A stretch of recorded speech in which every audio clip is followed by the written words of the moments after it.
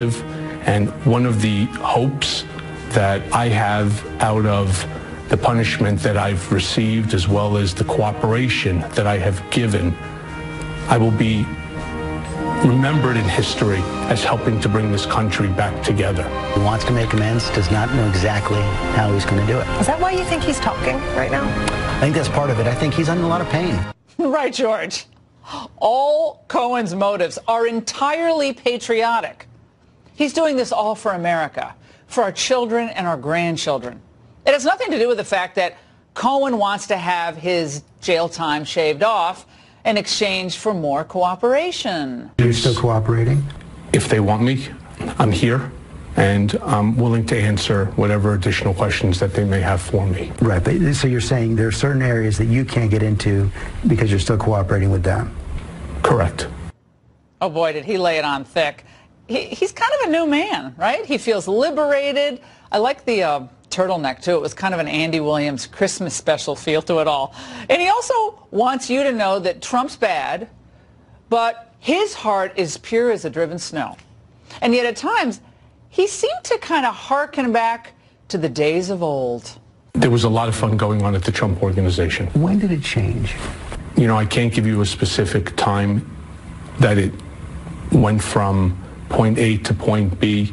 It was just a change. I will tell you that the gentleman that is sitting now in the Oval Office, 1600 Pennsylvania Avenue, is not the Donald Trump that I remember from Trump Tower. He's a very different individual. Cue Barbra Streisand's The Way We Were. Well, first, he doesn't speak to the president anymore. Second, no one entering the presidency really understands it until he or she gets behind that desk in the Oval Office. The difference with this president is that even before he was sworn in, the DOJ and the FBI, led by Comey, was already scheming to remove him from office, using a phony dossier paid for by Hillary Clinton, deploying their friends in the media to spread disinformation to cement a narrative that Trump was basically spooning with Putin before, during, and after the campaign. But by the way, I was watching this morning, and at some point, he bizarrely, after painting this picture of the president as a hopeless liar, Cohen went on to say this. There are a lot of people who would be watching who are going to be thinking, but wait a second, he lied for so long. Why should we believe him now? What's the answer to that? What do you mean lied? Lied about what? At the Trump Organization, it's a microcosm of even just the New York real estate market. What did we lie about? It's New York real estate. Yes, it's the greatest product ever created. Is that a lie? I'm confused. Trump was a hopeless liar, or didn't lie? The most remarkable thing about this interview, aside from its transparency, is the idea that the media, they now see Cohen as some type of almost an honest broker. That's a lot different from the way they viewed him during the campaign days. He shouldn't be a lawyer. That's not the way you communicate. You don't go to law school to act like a thug. Michael Cohen, the goon that he is, if he's serious about becoming president, he's got to get rid of the goons. Michael Cohen does him absolutely no favors. This guy is a thug with a law degree and a billionaire boss. It's a group of scumbags like Michael Cohen sitting around in cahoots with each other. Nice to see the word scumbag used with the American flag behind him. Well, Cohen was ordered to report to jail on March 6th, so expect to see 3 more months of I'm a changed man narratives and I'm really sorry sob stories. I just can't wait to see where he ends up next. Maybe, I don't know, Rachel Ray, does she have an open booking? You know, Cohen's been stirring it up for so long, I'm sure he'd be great in the kitchen. Joining me now with reaction is Alan Dershowitz, Professor Emeritus at Harvard Law School, and Kim Strassel, Wall Street Journal columnist. Alan, so Michael Cohen goes from this thug, fixer, goon, as they called him, to now a media darling. I was watching the roundtable at Good Morning America, and, oh, they were empathizing with him, and it was a beautiful moment for Michael Cohen to come forward and unburden himself to George Stephanopoulos. No other motive possible for him to come forward right now. How credible are these sob stories? Well, I've had about 250 criminal defendants that I've represented, and many of them, after they're caught, have gone on this kind of redemption tour or redemption campaign.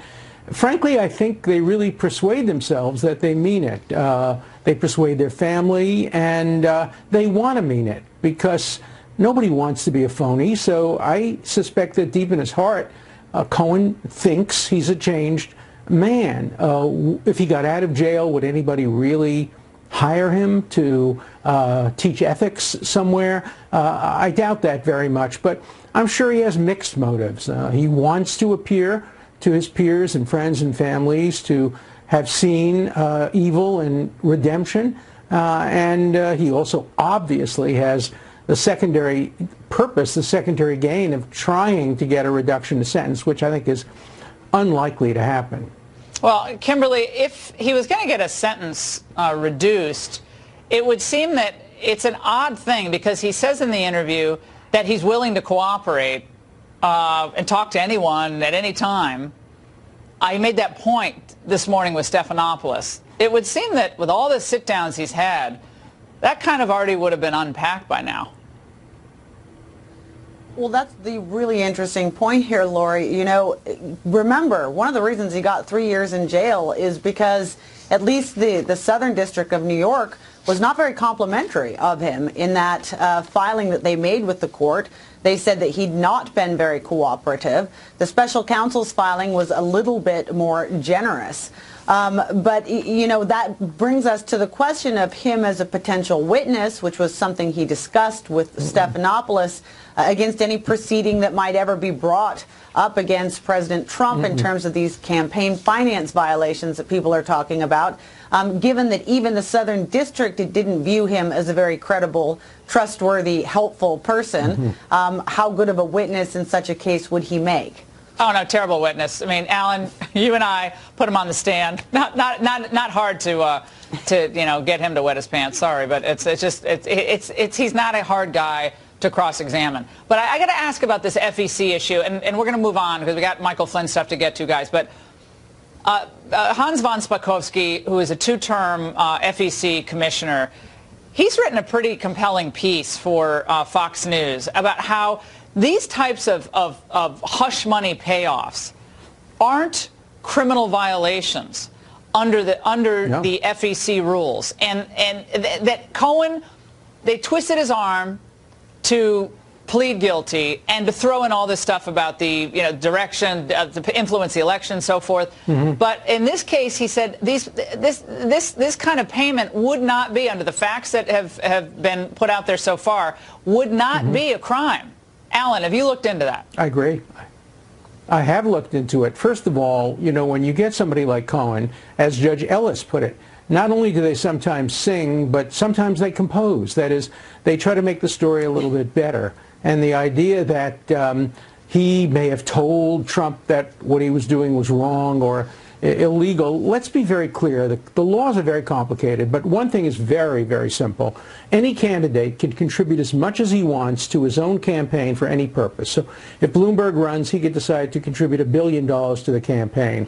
A candidate can go to the bank, take out $150,000 in cash, bring it to a woman and say, I'm giving you this to you in order to hush money so you won't talk and you won't destroy my campaign.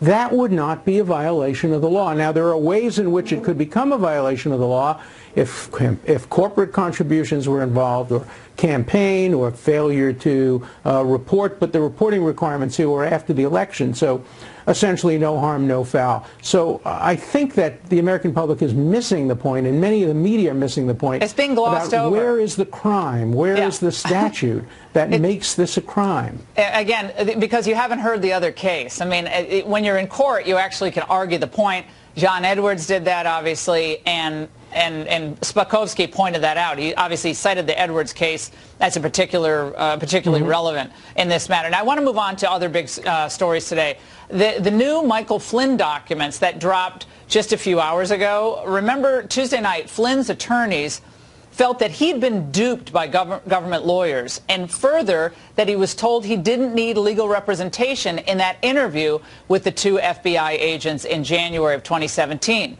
And he responded today in part writing, the agents did not provide General Flynn, his lawyers, with a warning of the penalties for making a false statement under 18 U.S.C. 1001 before, during, or after the interview. Prior to the FBI's interview of General Flynn, Mr. McCabe and other FBI officials decided the agents would not warn Flynn that it was a crime to lie during an FBI interview because they wanted Flynn to be relaxed, and they were concerned that giving the warnings might adversely affect the rapport.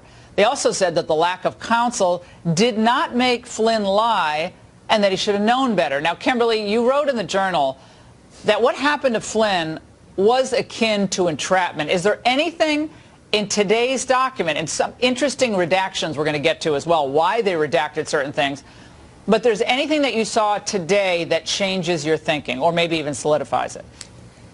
It's an incredibly unpersuasive document, Laura. First of all, one thing that really struck me is how defensive it sounded. We're used to these special counsel filings where they hold all the cards. This one went out of its way to also point out that Michael Flynn had lied to the press, as if that is a crime. Hopefully it's not. Most of Washington would be in jail. But, you know, and then goes through, well, he should have known better. He should have known not to. I think none of this changes the fact, Laura, that the way they set this up, and Jim Comey has essentially admitted it, is that they set it up on a casual basis. Let's have a chat. There seems to be no question that Flynn believed he was just going to sit down and go through some of these questions, when in fact what they were conducting was a formal interview, and they didn't go through any of the motions or any of the standard procedures of a formal interview. And the question is why. And I want to hold on. I want to just read, Alan. I want you to respond to this because I know this is what you want to address. Now, this is in the government's filing that just dropped. Okay, responding to the question about the agents themselves not thinking that Flynn lied. So the interviewing agents didn't observe any indicia of deception and had the impression at the time that the defendant was not lying or did not think he was lying. Those misimpressions do not change the fact, as the defendant has admitted in sworn testimony in this district court, that he was indeed lying and knowingly made false statements to the FBI agents in a national security investigation. Those false statements were material, et cetera, et cetera. Alan, that's a cute little formulation by the special counsel's office. That's very cute. But the fact is they were twisting the arm of Flynn and threatening probably his son to get him to say, oh, yeah, I lied. But the agents themselves did not think he lied, period. Look, on day one, when the charges were leveled against them, I came on this channel and I said he was not guilty and he should fight this, and I think he would win on a number of grounds. Look, there are two issues. Did Flynn do the right thing? No, he shouldn't have lied, no matter what the circumstances are. You don't lie to the vice president. You don't lie to the press. You don't lie to FBI agents. But the real question is what the FBI did. They asked him questions that they knew the answers to. They weren't trying to get information from him. They were trying to give him an opportunity to lie. That was the purpose. Comey basically says that. They send in agents like Strzok, and they gave him an opportunity to lie. He shouldn't have done it, but that's not the way the FBI should operate, and they should never discourage anybody from bringing a lawyer. That's why in 53 years of practice, I've never had a client sit down with the FBI. I've never had a client testify. They're not here to help you.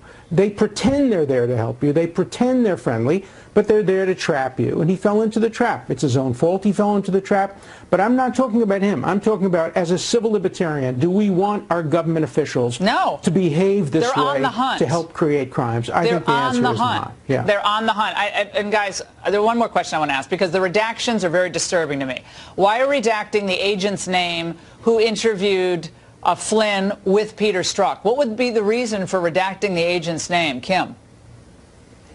Well, it's unclear because his name is generally out there, and I've heard people confirm it, who this other person was. So they're filing it under, well, we just don't put the names willy-nilly of agents out there. Apparently, it's kind of important when people think this whole thing's biased, don't you think? Yeah. We want to know who started this ball rolling with the investigation. We want to know all the commas, who's in between all the commas at the direction of comma, comma, comma. Who are these people who advised this thing to go forward the way it did? Comey, McCabe, and all the other people who are leaking to the media. So, Laura, I think it's because they don't want this guy's name out there where he might get called in to talk further. Yeah, Alan, real quick.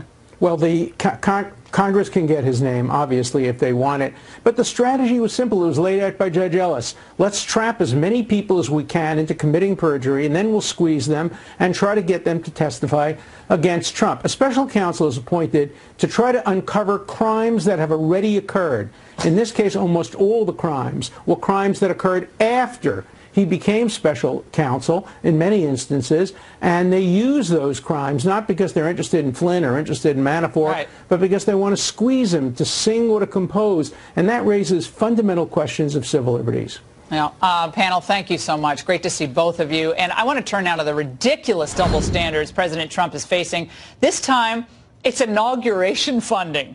Again, squeeze, squeeze, squeeze. This practice has never fallen under such scrutiny. How do you fund the inauguration? But this supposed latest blockbuster investigation gives liberals the narrative that the walls are closing in, so the president has nowhere to turn, nowhere to go. Well, here's something you might not know. Back in 2013, special interests contributed 40%. That's almost half of the funds for Obama's second inauguration. Here with reaction is Ari Fleischer, former White House press secretary to Bush 43, and Robert Wolf, Obama mega donor, former economic advisor to his 2012 campaign, and someone who donated money to the 2012 inauguration for Barack Obama. Ari, is this scrutiny warranted, or is this a clear-cut case of a double standard here? Well, on the surface, it surely seems to be a double standard. You know, the investigation of Hillary was never a real investigation of her, and now we have numerous investigations of Donald Trump from agencies that just probably never wanted Donald Trump to be elected in the first place, and that's troubling. Now, I don't like to draw conclusions like that about justice because I was raised to believe justice is blind and it must be blind. But, you know, we haven't heard from justice yet on this. These were leaks into the newspapers about an investigation. It's not yet confirmed. And if the focus is on foreign contributions and given to straw men who donated, that's a different matter, and that should be investigated. But I haven't seen any evidence that anybody in Trump world did anything wrong. Well, and Robert, you were a big donor to President Obama, and look, I think the campaign finance laws are unconstitutional. I'm going to say that till the cows come home. You should be able to give as much money as you want, as long as it's disclosed to anyone or your own money. Shouldn't matter, okay? But anybody, you should be able to give whatever, as long as you disclose it. So I have no problem that you're a big donor of Obama. But Obama swore off special interests in the first inauguration, but then took corporate money, lobbyist money, teachers' unions, all sorts of union money, came to the campaign, came to the inauguration. Big deal. What's the difference here? Okay, so we should just take a step back. One, I think your premise is inaccurate on a double standard. Otherwise, George W. Bush took from the same type of people that Obama took in 2013. I don't think we're talking about corporate money here. I think to Ari's point, the whole idea is, were there foreign interests that gave, which is illegal? And secondly, Obama didn't have an Obama hotel, there's a lot of scrutiny. So if you want to go back on where corporate interests started, I think in 2005, in the inauguration, Obama took from the same people that George W. Bush took. So I don't think it's about corporate. I think we're talking about, were any laws broken? And by the way, I'm not saying any laws were broken. I'm just saying I think that's what they're looking at. Not a fishing expedition. It's a complete fishing expedition. I'm going to tell you why. Because Hillary Clinton's foundation, Bill and Hillary Clinton's foundation, received money from Saudi Arabia, Kuwait, Qatar, Oman, Australia, Norway, Dominican Republic, Algeria. I don't know how much Algeria gave, but and suddenly all that money starts drying up when Mrs. Clinton is no longer Secretary of State and she's no longer clearly going to be President of the United States. All that money went away. Now, do you think, Ari, that money was donated to the Clinton Foundation to get access? And can you imagine donors get access in the Obama world, or all the people going to these parties and Obama administration? Everyone's getting access. Welcome to Washington. I can't imagine why people don't want to continue to get access to Mrs. Clinton. I mean, why did they stop giving money? Oh, I guess she's not running for anything anymore. Of course, Laura. But let me address a broad point here, and your guest made the point about the hotel. You know, one of the things that's just so unusual and different about Donald Trump, to his credit, is that he's a businessman. He came from a hotel industry. All the laws and all the rules are set up to make it easy for career politicians to stay in Congress, to stay in government, and therefore you never had a conflict because you don't own anything in the real world. Along comes business people, and it's almost impossible for them to run because people try to make a mountain out of nothing. So what that people are staying at his hotel? He's already said he's not making the profits from it. He's divorced from that, from the Trump company as the president. But so what if the Trump Corporation is making money from it? It is America's private sector, and I want people from the private sector to be able to run for office. Well, let me just respond. One, I'm all for capitalism. I ran a bank that was in 49 states, 27 UBS. countries. Yeah. We gave to the RNC. We gave to the DNC. Phil Grimm was my vice chairman. Okay, so I have no problem with Donald Trump doing amazingly well. Actually, UBS, did business with Donald Trump. We're talking about today, and we're talking about did the inauguration committee, do something illegal or not? And Laura, let me just finish. For someone, but there's that's nothing wrong to with be him spending money at his hotel. I didn't say that. By the way, am I saying anything's wrong with that? I'm saying that's what they're looking at. Well, you raised it. Well, you brought it up. You raised it many times. Wait a second. I raised it because it was on the front page of 2 papers. Well, yeah, that's another question. How did that happen to come out, given the fact that the inaugural committee itself, Tom Barrack, they've never heard of any investigation. They haven't been asked for any documents. They haven't been interviewed. I'm not and even suddenly saying this is leaking out of the Southern District of New York. I find the Southern District of New York the most leaky federal prosecutor office in the country. Trust me, they were outside my office for 5 years. I'm all there with you. Stephanie Wolkoff, keep that name front and center because her company was paid a lot of money. She made good money off that inauguration, but a lot of these big party companies do and stuff like that. All right, guys, thanks so much. And up next, the ghoulish manner in which Democrats and the media are using a tragic death to tar the president. And the left's latest border manipulation is next. The tragedy of a 7-year-old Guatemalan child who dies in Border Patrol custody has led some to disgusting politics. Well, according to the CPB records, the girl and her father had been in custody for about 8 hours when she started having seizures. Medical personnel fought to save her life but were unable to. And in the aftermath, it was reported that during her trek to the border, she had not eaten or had any water, quote, for several days. Within hours, Democrats knew whom to blame. This is part of the absolute insensitivity to migrants, to people seeking asylum on the part of this administration. When you take 7-year-olds who have been walking across the border, across a desert, you don't check them, you don't take their temperature, total disregard, you don't give a damn. That's what this shows. We don't give a damn? All right. America is extremely generous. We spread humanitarian aid all over the world, especially into these affected areas. But we're not the world's police, and we're not the world's hospital. We are doing what we can in incredibly difficult circumstances created by politicians. Here to respond is Hector Garza, Vice President at Large for the National Border Patrol Council, and Gunther Sanabria. He's an immigration attorney. Hector, take us through, now, what are the normal procedures, and what do the border agents need to do when families cross into the United States? We've had record numbers of family units crossing across our southern border in different sectors because people know they're going to be able to come in and be released after a certain number of days. So what's the procedure? So first of all, Laura, I want to make it very clear that as agents, we are sick and tired of being blamed for these types of tragedies. The people that should be blamed for these types of tragedies are the drug cartels that are orchestrating these smuggling events. Also, those politicians that are encouraging illegal immigration are to blame for these types of tragedies.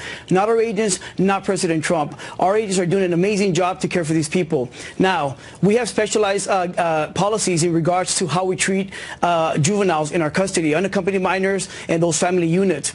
Every time those people come into our custody, we have professional medical staff that will conduct an evaluation on those juveniles to make sure that they're okay to continue through the process.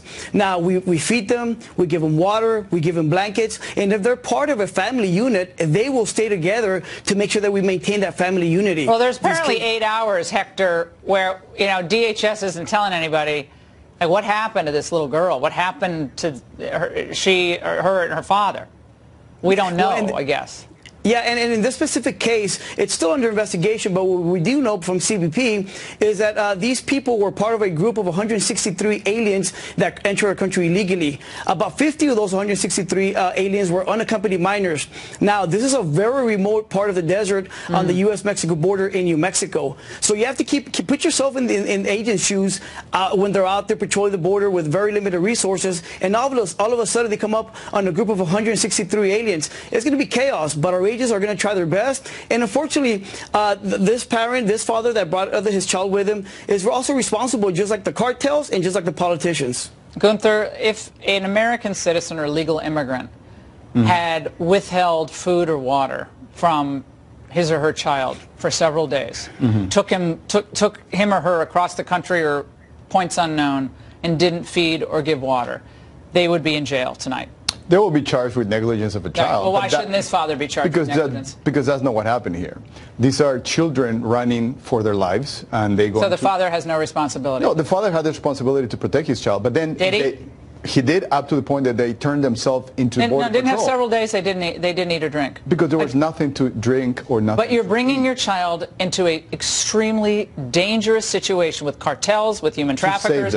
To save them, exactly. Well, it's a hard call though for Americans watching this, thinking, blaming these Border Patrol agents who've wanted more funding and who've wanted more help from politicians. We're not blaming the Border Patrol agents. What we're blaming is the system that was created where the Border Patrol agents do not have enough resources to help all these people. This is a child. It's a 7-year-old child who came into the Border Patrol with clear signs of exhaustion, clear signs of not having eaten or drink any water, and it was disregarded. And this happened before. This happened under ICE custody before. Several people have gone there with medical condition and died.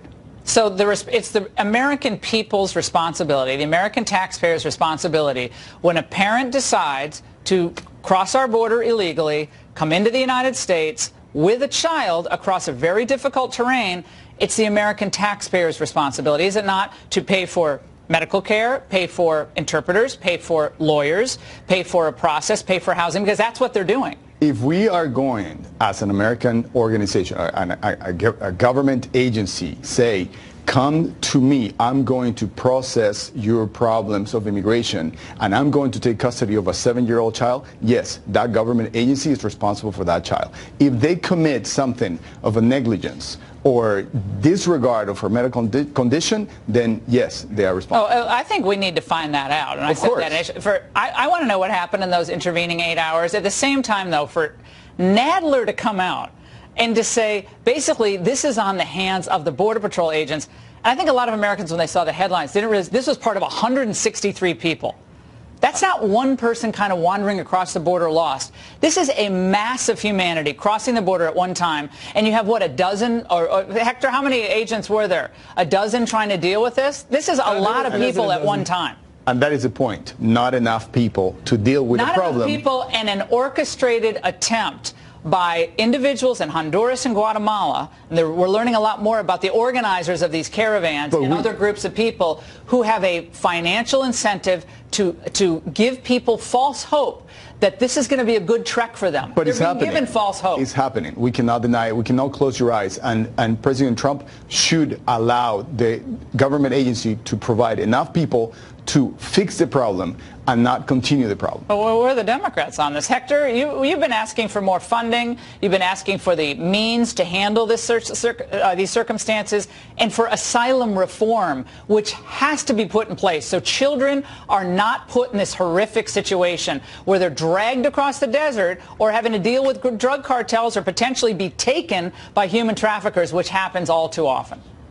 This is happening because, again, these politicians that are failing to act, that they're failing to do their job in Congress, are encouraging illegal immigration. President Trump is supporting the wall. He's supporting infrastructure, manpower. But guess what? Some politicians are not giving us that funding that we need. And that funding that we need is also the wall to make sure that we stop this illegal immigration, that we stop putting these people in these horrific conditions. There's a legal way to do this, and that's going through the port of entry.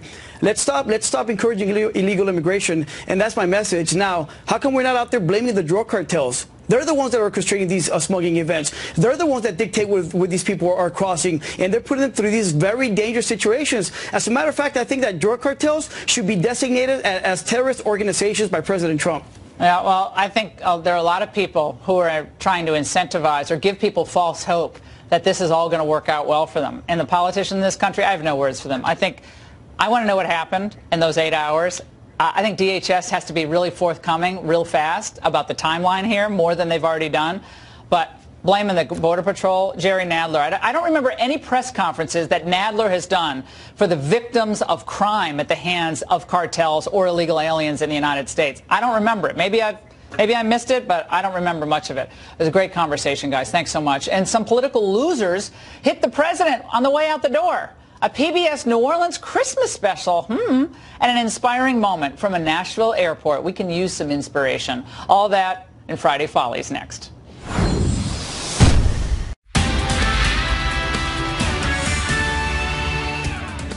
Live from America's news headquarters, I'm Robert Gray. President Trump announcing on Twitter that White House Budget Director Mick Mulvaney will be his acting chief of staff. Mulvaney, a former South Carolina congressman, will take over for John Kelly, who President Trump said will be leaving the White House at year's end. Mulvaney responding on Twitter saying, quote, "This is a tremendous honor. I look forward to working with the president and the entire team. It's going to be a great 2019. Meanwhile, the Pennsylvania Supreme Court denying bail to Bill Cosby while he appeals his sexual assault conviction. Cosby filed an appeal last month, arguing the judge had a grudge against a key pretrial witness, and his decisions during the case were grounds for a new trial. The 81-year-old Cosby was convicted in April of drugging and molesting a woman in 2004. I'm Robert Gray. Now back to the Ingraham Angle.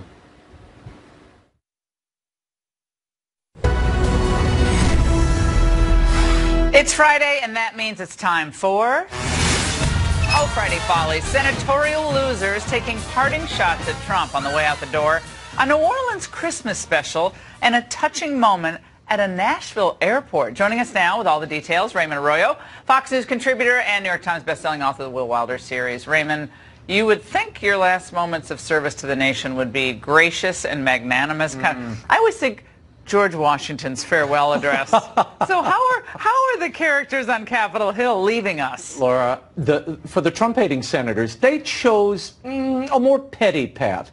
We have quite a trio here. Let's start with Arizona Senator Jeff Flake. My colleagues, to say that our politics is not healthy is somewhat of an understatement. I believe that we all know well that this is not a normal time, and that the threats to our democracy from within and without are real.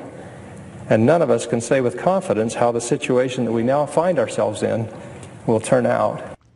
Yeah, but what the situation we find ourselves in is, thank God the establishment is getting a kick in the stomach after what they've done to our finances, our foreign policy, the rise of China, open borders. Don't let the doorknob hit you, Senator. Well, but the clear inference here is Donald Trump is a problem to the Republic and a threat to liberty itself. How'd you pick that up, Arroyo? But this is what's so amazing about this. They did exit polls at the last Arizona election in November. 26% favorable rating. He had. He's gone Jeff up. Flake. He used to be 19%. Well, you see, so he's on the rise. They've been doing the elevation tour. Remember U2's elevation? See, this is the elevation tour. The conscience of a conservative has really hit the skids. Now. And then there was Bob Corker. The president meanly referred to him as Lil Bob Corker. Anytime the president refers to you by a cruel nickname, it's all over for you in a place like Tennessee. But I think, Raymond, you're being unfair here to Bob Corker, who couldn't resist this side swipe. I think where the president hurts himself and hurts our country is his own personal conduct. It's unnecessary. You know, it's an unforced error. The unorthodox nature of the Trump presidency has in some ways caused people to be closer on each side of the aisle in some ways. Still vast differences in policies. What makes them closer? Well, it's sort of like everybody's in the same boat, right? Everybody's accountable. Yeah, Trump's letting the cameras come in and see how the sausage is really made. That's what he doesn't like. By the way, he's a big construction magnate, so he's made hundreds of millions of dollars in construction. He's a smart businessman. he went on to say in that interview that he actually really likes so much of the Trump presidency, the judges, the economy. Right, he did say that. At the end, I'm thinking, so he doesn't like his style? Well, no, because everybody got in the boat, just not his boat. That's right. the problem. Remember When the you run Corker against kickback? the prevailing winds of the party, it was a populist win. You can't say, I don't like that. I'm going to run against that. That's what he did. His people abandoned him. Look, in the last polling, he slid into the 30s and lower among Republicans. Forget the overall. That's why he couldn't run again. These guys, everyone we're showing you tonight, have either lost or walked away from their seats. Corker wanted to be Secretary of State. Oh, I remember. There was a momentary flirtation with that. So it's like the girl who doesn't get picked to go to the prom. Okay, like you never liked that boy again. So that boy is off to his own devices. Okay, finally, Senator Claire McCaskill on MSNBC. She mused on how senators view the president in the cloakroom. Listen. Nuts, weak, doesn't really understand government, doesn't care to understand anything complicated, asks and says the most unbelievable things in meetings that clearly shows he doesn't understand the subject matter, no intellectual curiosity. Oh, that's the common refrain, isn't Mean it? hits at the end. First of all, again, Claire, you had a chance to vote for Kavanaugh. You decided to be on that high horse of yours and vote against him. That's what hurt you, a basic sense of fairness that I think most people think the president has. Can he get overheated? Yeah, he can get overheated. But this obsession with the style, you notice there's very little substantive criticism of what the Trump agenda has accomplished. Very little. Well, it's all stylistic. Because the arrival of Trump forced so many of these kind of middle-of-the-road people to choose a side, and they chose the wrong side and got shoved out in these states that have clearly swung in a they're all delighting in this momentary impeachment indictment mania. They're delighting in it. Now, Raymond, you have produced and hosted a Christmas season for PBS called Christmas Time in New Orleans. Yeah. So it's a big special, big show. What is it? Well, it's two parts. It's a CD, which was released by Verve, with the jazz classics on it, and it's a big piece of my heart. It's a love letter to my hometown, and it celebrates the people, the food, the traditions, and the music that have held us together for 300 years. It's the tricentenary this year. And Christmas, Laura, is the perfect time to look at the cuisine and the people and our incredible music. Actors Wendell Pierce and Jim Caviezel were part of the show, as are some of the best chefs in the city, and the NOLA players, this sizzling jazz orchestra we put together. It's got members of the Marcellus family in it, and they play all these original compositions. And at this time in our country's history, when we're so divided, I think it's important to see a place where the Spanish, the English, the French, the Africans, Germans, Italians came together and created something that lasts. Yeah, and you know what it is? It's the tradition that is involving everything, the people, the food, and the places. Right, and the music. It all feeds back on itself. And it's all, I don't know, it's a comforting thing. Like, I get why you and Mary Matlin, all the crazies, Terry White, all of you. Why we go back to the motherland. Why you go to, I actually understand it I now. want to play you a little clip. This is Chef John Folse and a bit of the NOLA players. Listen. No other city ever in the history of this world has 7 distinct nations coming together to create what we call the mixtures, the Crayolas, the Creoles of New Orleans. Forget about it. There's nothing like it. And now we have a viral video situation. A viral video, and this happened earlier in the week to travelers in Nashville's airport. They came together to sing the national anthem, Laura, and they did so to honor the children of our fallen servicemen and women. Listen to a little bit of this.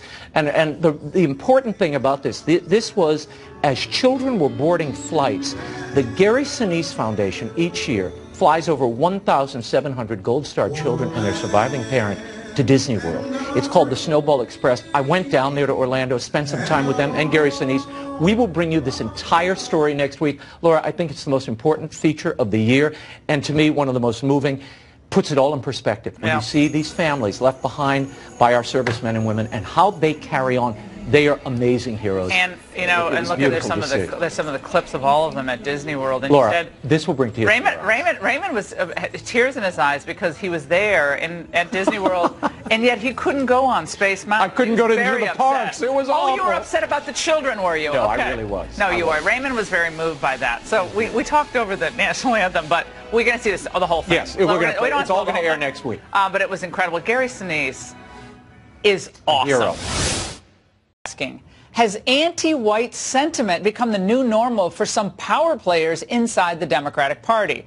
We're going to debate that with the head of the Washington chapter of the NAACP and Pastor Aubrey Shines.